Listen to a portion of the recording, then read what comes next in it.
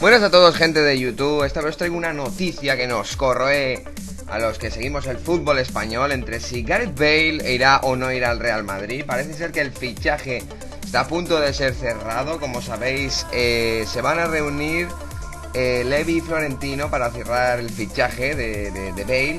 Lo que pasa es que está un poco caro, ¿no? Viene siendo como 120 millones de euros lo que están ofreciendo. Pero también hay la posibilidad de que sean 90 millones y algún jugador de los transferibles como es Contrao o Morata o alguno de estos. Entonces, después de que el Tottenham haya cerrado el fichaje de Soldado, ahora que se les vaya Gareth Bale va a ser algo muy duro para los fans del Tottenham, pero el rollo es que interesa el dinero aquí y Florentino está dispuesto a soltar la pasta. Entonces está claro que el 6 de agosto sabremos si irá o no irá Gareth Bale al Real Madrid, que es cuando harán la reunión Daniel Levy y Florentino Pérez.